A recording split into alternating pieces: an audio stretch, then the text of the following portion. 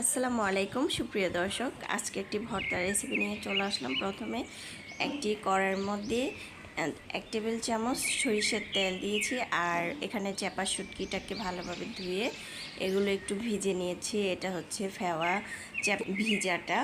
এখন আমি এটাকে সুন্দরভাবে গরম পানি দিয়ে ধুয়ে পরিষ্কার করে সরিষার তেলের মধ্যে ভেজে নিচ্ছি, দেখতে পাচ্ছেন। আর অবশ্যই সরিষার তেলটা দিয়ে ভাজার চেষ্টা করবেন, তাহলে ভর্তাটা খেতে অনেক বেশি মজা হবে।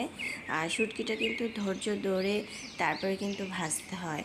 অবশ্যই যারা নতুন রাঁধুনি তারা কিন্তু এটা মাথায় খেয়াল রাখতে হবে। ভর্তা জিনিসটা কিন্তু খুব ভালো করে তৈরি করলে খেতে কিন্তু অনেক বেশি মজা হয়। তবে আজকে যেভাবে তৈরি করেছি, এইভাবে যদি তৈরি করা হয়, ভর্তাতে চেটে পুটে খাবে, সারা জীবন মনে থাকবে। এই তো সবগুলো কিন্তু আমি ভেজে নিয়েছি। এখন একটি ব্লেন্ডারে জগের মধ্যে শুকনো মরিচ ভেজে নিয়েছি, তারপর পেঁয়াজ কুচি, রসুন কুচি, কাঁচা মরিচ এগুলো একটু হালকা করে ভেজে দিয়ে দিচ্ছি পরিমাণ মতো। আমি এখানে 1 কাপ হবে এই অনুযায়ী দিয়েছি। আর এখানে কিন্তু আমি ধনেপাতা কুচিও দিয়ে দিলাম, দিয়ে সবগুলো দিয়ে দিলাম। আর আপনারা চাইলে কিন্তু এটা পাটায় বেটেও নিতে পারেন, পাটায় বাটলে খুব ভালো হবে। আর যাদের বাসায় ব্লেন্ডার আছে তারা কিন্তু চাইলে ব্লেন্ডার করে নিতে পারেন।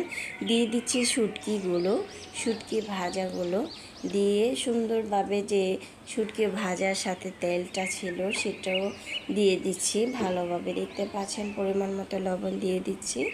বাসায় যদি বিট লবণ থাকে সেক্ষেত্রে কিন্তু এখানে বিট লবণও অ্যাড করতে পারেন, তাহলে ভর্তাটা খেতে কিন্তু অনেক বেশি ভালো লাগবে। তারপর আমি আরও 1 টেবিল চামচ সরিষার তেল দিয়ে দিচ্ছি।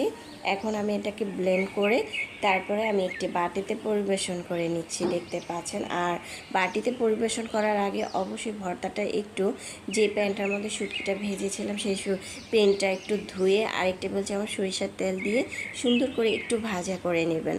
ভাজা করে যখন একটু শুকনো শুকনো হবে, লালচে ভাব হবে, তখন একটি বাটিতে পরিবেশন করবেন। তাহলে ভর্তার খুব সুন্দর একটি ফ্লেভার আসবে, খেতেও কিন্তু অনেক বেশি মজা হবে।